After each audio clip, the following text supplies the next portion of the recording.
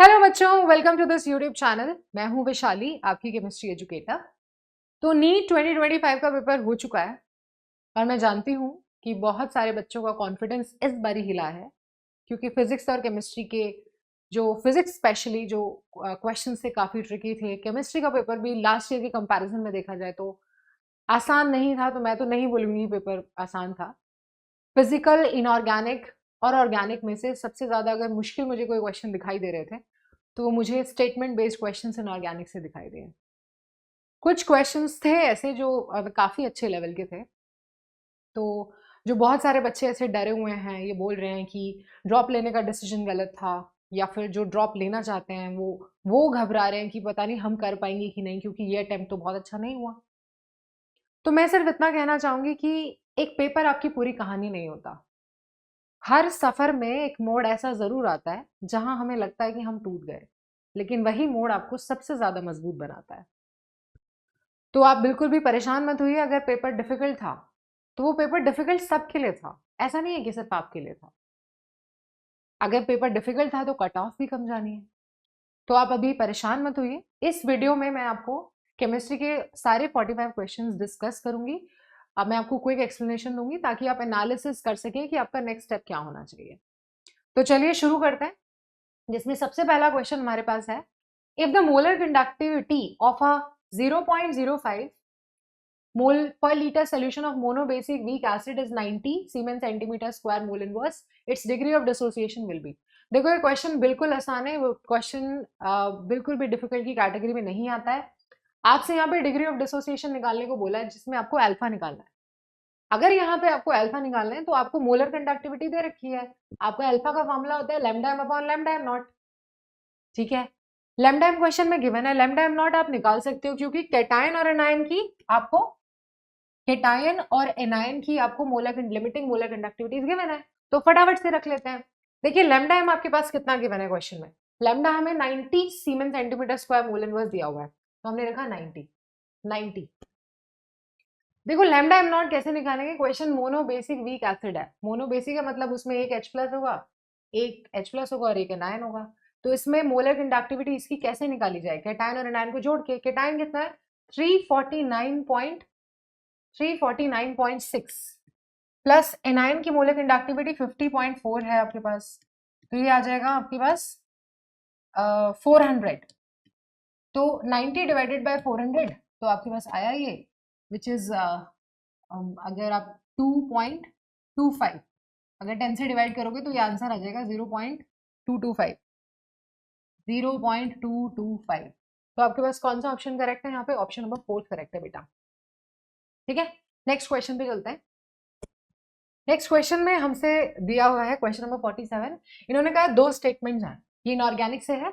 Statement 1 में कहा है एक हाइपोथेटिकल डायटोमिक मॉलिक्यूल जिसका बॉन्ड ऑर्डर 0 है वो काफी स्टेबल होता है। ये बात बिल्कुल गलत है। जिसका बॉन्ड ऑर्डर 0 होता है वो मॉलिक्यूल स्टेबल ही नहीं होता, वो मॉलिक्यूल एग्जिस्ट ही नहीं करता। स्टेबिलिटी की तो बाद में करेंगे। तो ये स्टेटमेंट बिल्कुल रॉन्ग है। As bond order increases bond length increases. बेटा बॉन्ड ऑर्डर अगर बढ़ता है तो मतलब बॉन्ड स्ट्रेंथ बढ़ रही है, तो बॉन्ड लेंथ कम होती है। लेकिन उन्होंने तो कहा है कि नहीं नहीं, बॉन्ड लेंथ बढ़ने से, बॉन्ड ऑर्डर बढ़ने से बॉन्ड लेंथ बढ़ती है, तो ये गलत है। तो दोनों ही स्टेटमेंट गलत हैं। इसका मतलब है statement 1 and true, statement 2 both are false, दोनों गलत है। नेक्स्ट पे चलते हैं फिर। Question number 48। क्वेश्चन में कहा है ratio of wavelength of the light absorb by hydrogen atom when it undergoes n is equals to 2 to 3। देखो जो इलेक्ट्रॉन है वो ट्रांजिशन कर रहा है सेकंड से थर्ड पे और फोर्थ से सिक्स पे। तो आपको निकालना है वेवलेंथ, जो इन दोनों केसेस में जो वेवलेंथ होगी लाइट की उसका रेशियो। तो आपके पास डायरेक्ट फॉर्मूला है, यहाँ से क्या फॉर्मूला है आपके पास direct, that 1 upon lambda is equals to RH 1 upon n1 square minus 1 upon n2 square. ये आपके पास फॉर्मूला होता है।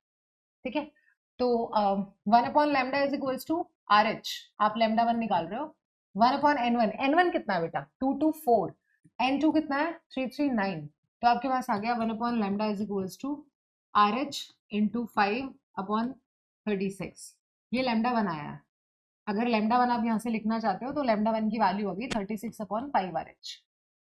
ठीक है, अब आपको पता है कि सेकंड ट्रांजिशन के लिए 1 अपॉन लैम्डा 2 किसके बराबर होगा, 1 अपॉन RH 1 अपॉन 4 से 6 ट्रांजिशन कर रहा है 16 माइनस 1/6 36 तो हमारे पास लेमडा 2 बराबर हुआ RH 16 36 माइनस 16 दैट इज 20। तो लेमडा 2 की जो वैल्यू हो गई, लेमडा 2 हुआ हमारे पास 16 इंटू 36 अपॉन 20 RH। अब जब आप लेमडा 1 को लेमडा 2 से डिवाइड करोगे, ये आपका लेमडा 1 हुआ, ये लेमडा 2 हुआ, लेमडा 1 डिवाइडेड बाय लेमडा 2, तो आपके पास देखो बेटा RH कैंसिल हो गया, सो 36 अपॉन 5 इंटू 16 इंटू 36 इंटू 20, तो 36 टू 36 कैंसिल हुआ, 5 4 4 4, तो आंसर आ गया 1/4। दैट मीन्स यहाँ पे आपका जो ऑप्शन करेक्ट है वो है आपका ऑप्शन नंबर 1। ठीक है, आगे चलते हैं बेटा नेक्स्ट क्वेश्चन पे। Correct order of wavelength of light absorb by the following complexes. अब इस क्वेश्चन में आपको ना कॉम्प्लेक्सेस गिवन है और उसमें बताना है कि वेवलेंथ बताइए जो एब्जॉर्ब करिए उसका क्या ऑर्डर होगा। तो बेटा ये जो क्वेश्चन है, आपको पता है कि अगर स्ट्रॉन्ग फील्ड लिगेंड होता है, स्ट्रॉन्ग फील्ड लिगेंड के केस में CFSC जो होती है वो ज्यादा होती है, क्रिस्टल फील्ड एनर्जी ज्यादा होती है, जिसकी वजह से आपका जो वेवलेंथ होगी, वेवलेंथ ऑफ लाइट एब्जॉर्ब होगी वो कम होगी। तो ये इनवर्सली प्रोपोर्शनल होता है वेवलेंथ ऑफ लाइट एब्जॉर्ब की। तो मतलब जहां पे स्ट्रॉन्ग फील्ड लिगेंड है वहां आपकी स्प्लिटिंग ज्यादा होगी, वेवलेंथ कम होगी। स्ट्रॉन्ग फील्ड लिगेंड इन सब में से CN के केस में, CN एक स्ट्रॉन्ग फील्ड लिगेंड है, तो इसका मतलब है क्योंकि ये स्ट्रॉन्ग फील्ड लिगेंड है तो उसका वेवलेंथ सबसे कम होगा, तो B सबसे कम है। उसके बाद फिर आता है आपका अमोनिया, फिर A आ जाएगा। अब वाटर की बात करें तो दोनों ही वीक फील्ड होते हैं। अब क्योंकि दोनों ही वीक फील्ड हैं तो यहाँ पे आपको पता है कि ये टेट्राहेड्रल कॉम्प्लेक्स और ये ऑक्टाहेड्रल है।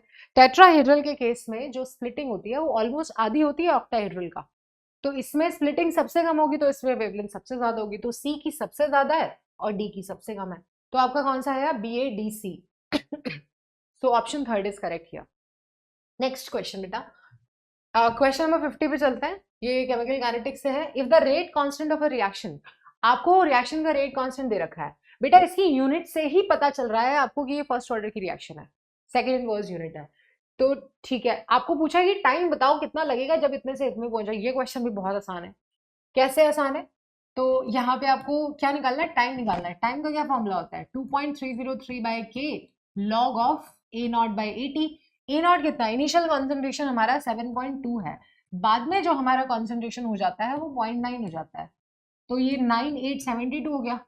अब k की वैल्यू कैसे निकाली जाए अगर हमारे पास फर्स्ट ऑर्डर की रिएक्शन है, तो उसका फॉर्मूला होता है 0.693/k। सो 2.303 अपॉन के का फॉर्मूला मैं यहाँ लिख रही हूँ 0.693/t हाफ, और टी हाफ आपको मेंशन्ड है कितना, नहीं आपको क्या निकालने बोला, rate constant of a reaction. के तो इन्होंने दे ही रखा है तो आपको तो कुछ करना ही नहीं है, इसमें इन्होंने के मेंशन किया ही हुआ है। तो 2.303 अपॉन के की वैल्यू 0.03 है, और log 8 को मैं 2 का क्यूब लिख सकती हूँ, ये आगे आ गया और log 2.2 होता है। ठीक है, तो फिर उड़ा दीजिए, इसके डेसिमल्स उड़ा दीजिए आप, 3130.3 होता है log 2 की वैल्यू, इन्होंने क्वेश्चन में गिवन भी है। तो ये हुआ आपका 339,0339326 डिवाइडेड बाय आपका 100, तो 69.09 आ रहा है आंसर, 69.09 सेकेंड्स। तो यहाँ पे ऑप्शन हुआ हमारे पास सेकेंड ऑप्शन करेक्ट है। नेक्स्ट चलते हैं फिर आगे क्वेश्चन नंबर 51 की तरफ। इन्होंने कहा है मैच करो लिस्ट 1 को लिस्ट 2 से। देखो ये प्योरिफिकेशन से क्वेश्चन है, एनसीईआरटी में सीधा सीधा दिया है, एग्जाम्पल जो भी हम मेंशन है वो सारे एनसीईआरटी में मेंशन है। इसमें हमें मैच करना है। अब आपको पता है क्लोरोफॉर्म और एनिलीन है, क्लोरोफॉर्म और एनिलीन के बॉइलिंग पॉइंट में डिफरेंस होता है, तो बॉइलिंग पॉइंट में डिफरेंस 25 डिग्री सेल्सियस से ज्यादा होता है, तो उनको हम सिंपल डिस्टिलेशन से सेपरेट कर सकते हैं। तो ए को हम सिंपल डिस्टिलेशन से सेपरेट कर सकते हैं। Crude oil and petroleum industry, आप 8th क्लास से भी पढ़ रहे हो कि इसको फ्रैक्शनल डिस्टिलेशन की कराया जाता है। Glycerol from spent lie, NCERT में सीधा एग्जांपल लिखा हुआ है कि ये डिस्टिलेशन में रिड्यूस प्रेशर है। एनिलीन वाटर को स्टीम डिस्टिलेशन से सेपरेट करता है। तो यहाँ पे हमारे पास कौन सा ऑप्शन जाएगा, देखो ए जो मैच कर रहा है वो 4th के साथ कर रहा है, और बी जो है वो 3rd के साथ कर रहा है। डी किसके साथ कर रहा है, डी 2nd के साथ कर रहा है, तो हमारे पास ये जाएगा ऑप्शन नंबर 2nd, यहाँ पे सही आंसर है, और सी जो है वो 1st के साथ कर रहा है। नेक्स्ट क्वेश्चन पे चलते हैं फिर आगे। क्वेश्चन नंबर 52, मेजर प्रोडक्ट कहा है इन्होंने फॉलोइंग रिएक्शन में। देखो यहाँ जो कंपाउंड हमें गिवन है उसका हमें CH3MgBr एक्सेस से रिएक्शन करवा रहे हो। इस कंपाउंड के अंदर जो दो ग्रुप्स प्रेजेंट है, एक तो है CO ग्रुप कीटोन प्रेजेंट है और एक नाइट्राइल प्रेजेंट है, दोनों ही रिग्नार्ड रीजन से रिएक्शन करेगा। अब कैसे करेगा, हम एक एक करके रिएक्शन करवाते हैं। तो ये आपके पास हुआ आपका बेंजीन रिंग, इस पे C double bond O CN है, ठीक है। आप इसकी रिग्नार्ड रीजन से रिएक्शन करवा रहे हो CH3MgBr से, CH3MgBr, ठीक है। ये नेगेटिव है, ये पॉजिटिव है, तो ये यहाँ जाके अटैक करेगा सबसे पहली बात। और इन दोनों में से ये इलेक्ट्रॉन इधर चलेंगे तो कार्बन यहाँ भी आके अटैक करेगा, CH3 वाला पार्ट। तो हमारे पास क्या मिलेगा, C6H5, और इसमें C के साथ आपका यहाँ OMgBr रहेगा और यहाँ आपका आया CH3 जी, ठीक है। फिर ये आपकी कार्बन कार्बन, फिर यहाँ फिर एक CH3 लगा है और यहाँ डबल बॉन्ड NMgBr। फिर जब आप इसका हाइड्रोलिसिस करवाओगे, जब आपने इसका हाइड्रोलिसिस करवाया तो आपके पास मिलेगा COH CH3 CCH3 and double bond O, ये आपके पास कंपाउंड मिलेगा। तो देखो जरा कौन सा ऑप्शन हमारा सही जा रहा है यहाँ पे,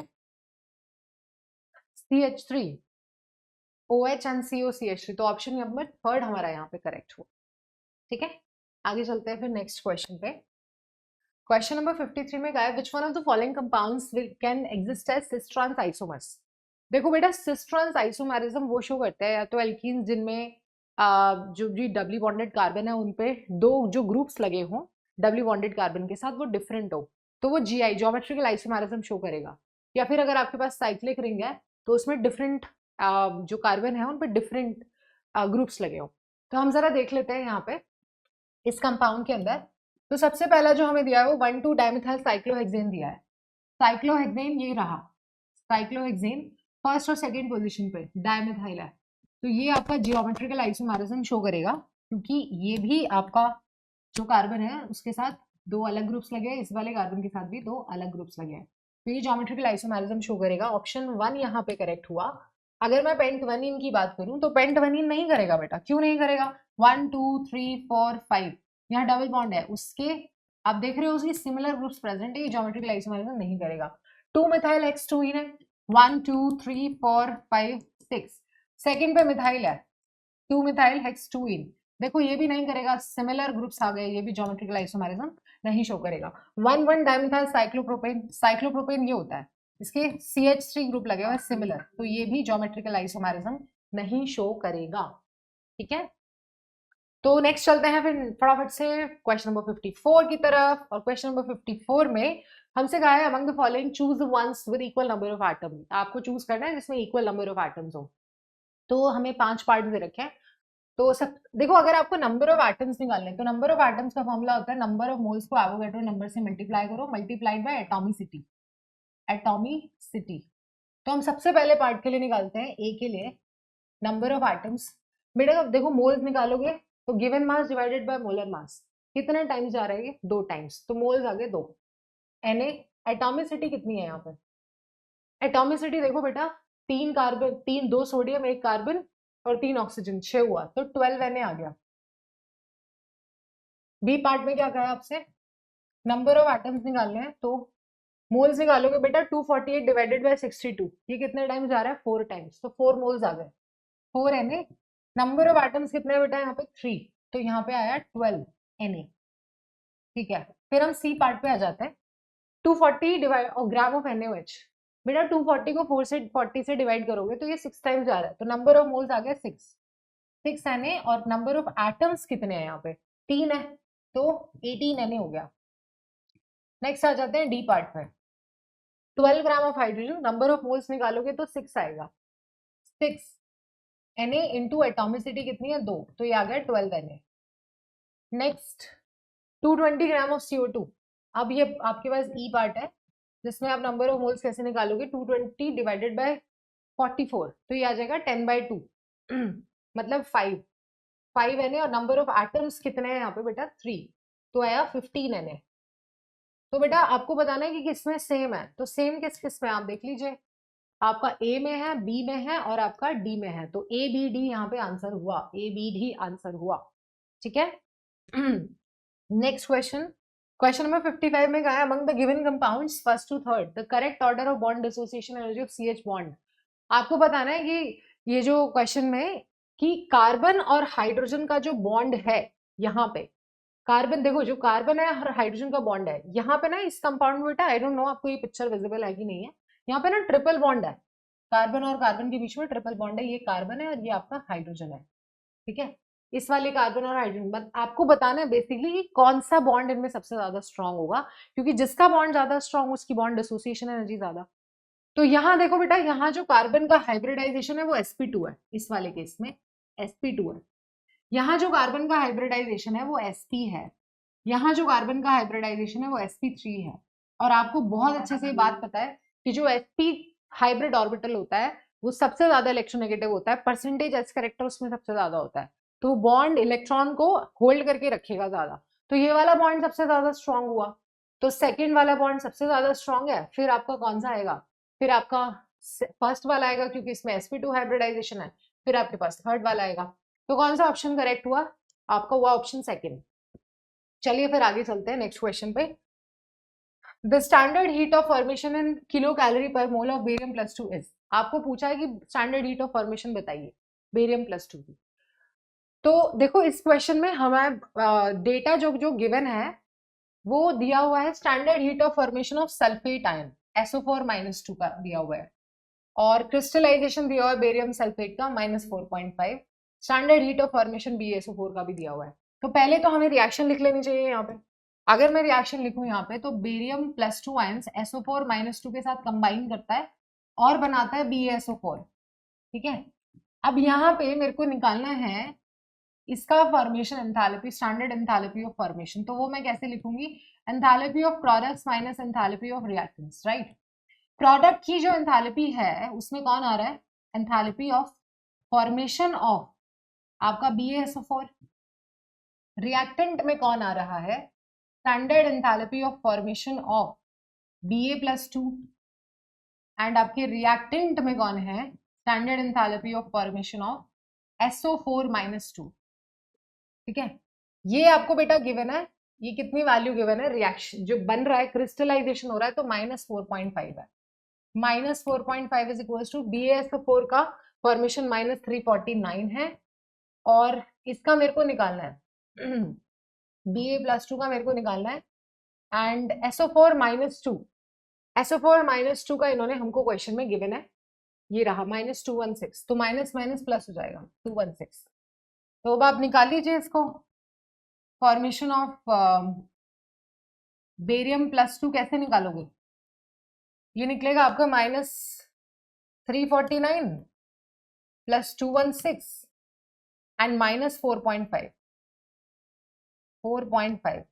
अब आप इसको सॉल्व करोगे तो आपके पास जो आंसर आएगा वो आएगा ऑप्शन सेकंड, -128.5, -128.5, ये आपके पास आंसर आएगा, ठीक है। नेक्स्ट चलते हैं, नेक्स्ट क्वेश्चन, क्वेश्चन नंबर 57 में हमसे कहा, देखो ये इतना इजी सवाल है, ऐसे क्वेश्चन पे टाइम आपको लगाना था, ऐसे क्वेश्चन ही आपको मार्क्स दिलवाते, तो पूरा पेपर थोड़ी करना होता, पूरा पेपर तो हो भी नहीं पाता आपसे। कंसिडर द फॉलोइंग कंपाउंड्स, इसमें देखो KO2 का पूछा है ऑक्सीडेशन स्टेट, तो बेटा पोटेशियम ग्रुप 1 का एलिमेंट है +1 होगा, ये परऑक्साइड है, परऑक्साइड में ऑक्सीजन में -1 होता है, सल्फर यहाँ +6 में है, तो कौन सा ऑप्शन करेक्ट है, option number second, +1 -1 +6। Next question, देखो ये क्वेश्चन बढ़िया है और इसमें दो ऑप्शंस हो सकते हैं, एक भी हो सकता है, ये एनटीए डिसाइड करेगा। तो फॉलोइंग कंपाउंड्स में बताना है कि कौन से कंपाउंड का मिनिमम कंडक्टेंस है सॉल्यूशन के अंदर, मिनिमम कंडक्टेंस। देखो बेटा कंडक्टेंस नंबर ऑफ आयंस पे डिपेंड करती है, जितने ज्यादा नंबर ऑफ आयंस होंगे उतनी ही ज्यादा होगी आपकी कंडक्टेंस। अब सबसे कम आयंस इनमें से हमें देखने हैं, अगर मैं पहले वाले पार्ट की बात करूं तो पहले वाले पार्ट में यहाँ से मेरे को 2 आयंस मिलेंगे, एक तो ये और एक ये, तो मेरे को 2 आयंस मिलेंगे। अगर मैं यहाँ बात करूँ तो यहाँ तो मेरे को एक ही स्पीशी है ना, ये तो कोई टूटेगा ही नहीं। यहाँ बात करूँ तो एक पॉजिटिव और 3 Cl- हमें मिलेंगे, तो हमें टोटल 4 आयंस मिलेंगे, यहाँ पर 4 आयंस मिलेंगे, ठीक है। अब देखिए, अब हमें तो मिनिमम बताना है, तो जहाँ आयन ज्यादा वहाँ कंडक्टेंस ज्यादा होता है, हमें तो मिनिमम बताना है। अब इन दोनों में से कौन सा आंसर हो, बात ही आती है। तो देखो इसमें दोनों ऑप्शन हो सकते हैं, लेकिन फिर भी आंसर की आ जाएगी तो आपको पता चल जाएगा। पर एक ऑप्शन भी हो सकता है, दैट इज ऑप्शन थर्ड। अब वो कैसे हो सकता है वो मैं बताती हूँ आपको। दोनों भी हो सकते हैं और एक भी हो सकता है, वो एनटीए डिसाइड करेगा। तो यहाँ पे जो क्लोरीन है, एक क्लोरीन पे -1 है बेटा, इस पूरे पे -3 हुआ। अमोनिया पे कोई चार्ज होता नहीं है। कोबाल्ट पे कितना हुआ? +3। टोटल पे कितना चार्ज आ गया? 0। यहाँ बात करती हूँ, यहाँ क्लोरीन पे -1 है तो 2 पे -2 हुआ। जब कोबाल्ट 6 ऑक्सीडेशन नंबर उसमें होता है ना, 6 कोऑर्डिनेशन नंबर में, तो उसकी ऑक्सीडेशन नंबर 3 होती है, तो इसलिए इसमें -1 आ गया। अब ये एक न्यूट्रल स्पीशी है, न्यूट्रल, और ये एक नेगेटिवली चार्ज स्पीशी है। नेगेटिवली पॉजिटिवली चार्ज स्पीशी है, यहाँ पे +1 आएगा बेटा, +1 पॉजिटिवली चार्ज। तो जो चार्ज स्पीशी होती है वो ज्यादा कंडक्टेंस दिखाएगी ना, तो ऑप्शन यहाँ पे थर्ड भी हो सकता है, दोनों भी हो सकते हैं। ये आपका बेटा एनटीए डिसाइड करेगा। चलिए फिर आगे चलते हैं क्वेश्चन नंबर 59 की तरफ। क्वेश्चन नंबर 59 में देखो बेटा, आपसे कहा है कि कौन सा कंपाउंड नहीं देगा, कौन सी रिएक्शन नहीं देगी आपको, does not give benzene as the product. तो बेटा इसका पहला आंसर है, कैसे है?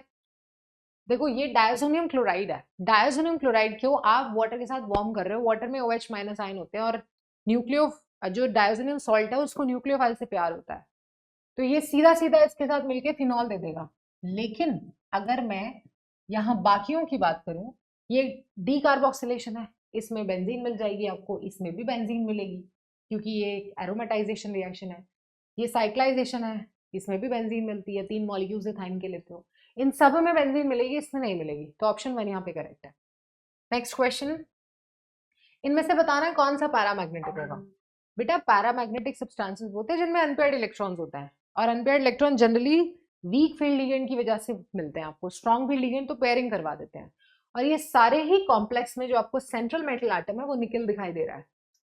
तो मैंने ये क्वेश्चन सॉल्व किया है, सॉल्व करने पे जो मैंने पाया कि जितने भी स्ट्रॉन्ग है, ये स्ट्रॉन्ग फील्ड लिगेंड है, ये भी स्ट्रॉन्ग फील्ड लिगेंड है, ये भी स्ट्रॉन्ग, ये वीक फील्ड लिगेंड है, ये भी वीक फील्ड लिगेंड है। इस दोनों ही केसेस में आपके पास अनपेयर्ड इलेक्ट्रॉन आ रहे हैं, तो ये पैरामैग्नेटिक होंगे, इसलिए यहाँ पे ऑप्शन ए डी सही आंसर है। नेक्स्ट चलते हैं फिर आगे। आपको बताना है which one of the following compound does not, कौन सा डीकलराइज नहीं करता है ब्रोमीन वाटर को। बेटा अगर ब्रोमीन वाटर की हम एनलीन से रिएक्शन कराते हैं तो हमें व्हाइट प्रेसिपिटेट मिलता है 2,4,6 ट्राई ब्रोमो एनिलीन का। अगर हम फिनॉल से करवाते हैं तो भी हमें व्हाइट प्रेसिपिटेट मिलता है, डीकलराइज हो जाता है वो। ये भी एल्कीन है, एल्कीन का तो हम ब्रोमीन वाटर टेस्ट ही यूज करते हैं, ये भी करेगा, ये नहीं करेगा। साइक्लोहेक्सेन में कोई डबल बॉन्ड ही नहीं है, अनसैचुरेटेड ही नहीं है। नेक्स्ट वन, मिस मैच करना है लिस्ट 1 को लिस्ट 2 के साथ। तो आपसे पूछ रहे हैं हेबर प्रोसेस बेटा अमोनिया को बनाने के लिए यूज होता है, उसमें iron as a catalyst use करते हैं, तो इसमें सीधे सीधे आंसर दिए गए हैं आपको। बेकर ऑक्सीडेशन में BDCl2, विल्किंसन में हम ये कैटलिस्ट यूज करते हैं, जिगलर में ये सीधे सीधे दिए हुए हैं आपको यहाँ पे। तो कौन सा ऑप्शन जाएगा? Option number 4, 1 2 3 4। ठीक है, नेक्स्ट चलते हैं फिर आगे क्वेश्चन नंबर 63 की तरफ। आपको बताना है लिस्ट 1 को लिस्ट 2 के साथ मैच करना है। देखो बेटा ये सीधा साधा क्वेश्चन था आपका बायोमोलिक्यूल्स से, इसमें आपको कुछ दिमाग नहीं लगाना था, आपको याद रखना था। अगर आपने याद रखा होगा तो ये आपने आंसर सही भी किया होगा कि कौन से विटामिन की कमी से कौन सी बीमारी होती है। तो यहाँ पे सीधा ऑप्शन जो है वो आपका ऑप्शन थर्ड है, ऑप्शन थर्ड, इसमें कुछ ज्यादा दिमाग लगाना नहीं है। नेक्स्ट क्वेश्चन नंबर, नेक्स्ट है हमारा, ये कौन सा क्वेश्चन नंबर है? 64। ये आपका 64 बेटा। तो 64 में 2 स्टेटमेंट दिए गए हैं, आपसे इनऑर्गेनिक से सवाल है। स्टेटमेंट 1 बोल रहा है ferromagnetism is considered as an extreme form of paramagnetism. Paramagnetism extreme form होती है पैरामैग्नेटिज्म की, ये बात बिल्कुल सही है, इसमें कोई दो राय नहीं है। स्टेटमेंट 2 कह रहा है, ये तो सही है। स्टेटमेंट 2 बोल रहा है number of unpaired electrons in chromium +2 ion is the same as that of Nd+3 ion. बेटा ये बात गलत है, क्योंकि क्रोमियम +2 के केस में जो नंबर ऑफ अनपेयर्ड इलेक्ट्रॉन होते हैं 4, वो होते हैं 4, n की वैल्यू यहाँ होती है 4, और यहाँ पे जो n की वैल्यू होती है वो होती है 3, तो ये बात तो बिल्कुल गलत हुई। तो स्टेटमेंट 1 सही है लेकिन सेकंड गलत है, ऑप्शन थर्ड यहाँ पे सही आंसर है। नेक्स्ट वन 65 की तरफ चलते हैं। If the half life for a first order reaction is 1 minute, first order reaction की जो हाफ लाइफ है वो 1 मिनट है। ओके, टाइम बताइए कितना लगेगा अगर 99% रिएक्शन कंप्लीट हो रही है। ये भी बहुत आसान, डायरेक्ट फॉर्मूला पे है ये। टाइम निकालना है आपको, तो टाइम का क्या फॉर्मूला होता है फर्स्ट ऑर्डर के लिए? 2.303/k लॉग ऑफ इनिशियली मैंने 100 मान लिया, तो मेरी बची हुई रिएक्शन कितनी बची, कॉन्सेंट्रेशन कितनी बचेगी? रिएक्शन 99.9% कंप्लीट हो चुकी है, तो बची 0.1। ठीक है, अब मैं के की वैल्यू कहाँ से लाऊं? बेटा हाफ लाइफ के लिए जो के का फॉर्मूला होता है वो होता है 0.693/t हाफ। अब यहाँ पे टी हाफ की वैल्यू हमको मेंशन है क्वेश्चन में, 1 मिनट, 1 मिनट मेंशन है, तो 1 रख लीजिए। आपने रख लिया 1, ठीक है। तो 2.303 अपॉन 0.693 लॉग, अब देखो ये तो 10⁻³ हो गया, 3 को आगे लिख लेते हैं, और लॉग 10 1 होता है। 3269313, ये अप्रोक्सीमेटली 10 टाइम्स जा रहा है, तो इसका आंसर होगा 10 मिनट। तो यहाँ कौन सा ऑप्शन सही है बेटा? ऑप्शन नंबर 1, ऑप्शन नंबर 1 यहाँ पे सही हुआ। नेक्स्ट चलते हैं क्वेश्चन नंबर 66 की तरफ। आपसे कहा है, देखो ये ऑर्गेनिक की अमीन्स चैप्टर से है, बेसिक स्ट्रेंथ पे ये क्वेश्चन है, और इन्होंने कहा है कि बेसिक स्ट्रेंथ गिवन अमीन्स की बताइए, डिक्रीजिंग ऑर्डर में अरेंज कीजिए। बेटा यहाँ जितने भी कंपाउंड्स दिए गए हैं उनका स्ट्रक्चर आप ड्रॉ कर लीजिए, आपको खुद समझ में आ जाएगा। सबसे पहला मेरे को दिया हुआ बेंजीन, बेंजीनमीन, बेंजीनमीन का मतलब है एनिलीन। बेंजीन रिंग पे NH2 ग्रुप, NH2 ग्रुप, जिसमें नाइट्रोजन के पास लोन पेयर है, ये रेजोनेंस में पार्टिसिपेट करता है, जिसलिए इसकी बेसिक स्ट्रेंथ सबसे कम होगी। फिर हमें दिया हुआ है एन मिथाइल एनिलीन। बेटा एन मिथाइल एनिलीन होता है ये, एन मिथाइल एनिलीन, इसमें ये लोन पेयर रेजोनेंस में पार्टिसिपेट करता है, लेकिन इसकी बेसिक स्ट्रेंथ एनिलीन से ज्यादा होगी, क्योंकि यहाँ पे प्लस आई इफेक्ट लग रहा है अल्काइल ग्रुप का। नेक्स्ट हम बात करते हैं, हमारे पास है एन इथाइल इथेनमीन। एन इथाइल इथेनमीन हमारे पास है C2H5। एन इथाइल इथेनमीन को मैं ना नीचे लिख रही हूँ, यहाँ पे स्ट्रक्चर यहाँ बना रही हूँ, C2H5 NH C2H5। बेटा इसकी बेसिक स्ट्रेंथ सबसे ज्यादा होगी, क्यों होगी? क्योंकि यहाँ पे नाइट्रोजन पे लोन पेयर तो है ही, but at the same time 2 plus I effect लग रहा है, 2 प्लस आई इफेक्ट, जिसकी वजह से बेसिक स्ट्रेंथ सबसे ज्यादा होगी। फिर है हमारे पास इथेनमीन। बेटा इथेनमीन का स्ट्रक्चर ये होता है C2H5NH2। अब देखो इसकी बेसिक स्ट्रेंथ जो होगी वो इथेन एन इथाइल इथेनमीन से तो कम ही होगी, क्योंकि यहाँ पे एक ही प्लस आई इफेक्ट लग रहा है, 1 प्लस आई इफेक्ट। ठीक है, तो सबसे ज्यादा बेसिक स्ट्रेंथ है आपकी एन इथाइल इथेनमीन की, तो कौन सा ऑप्शन जाएगा यहाँ पे? ऑप्शन नंबर 4, फिर इथेनमीन, फिर एन इथाइल मिथाइलमीन एंड फिर बेंजीनमीन, ये आपके ऑप्शन हुए। Next one,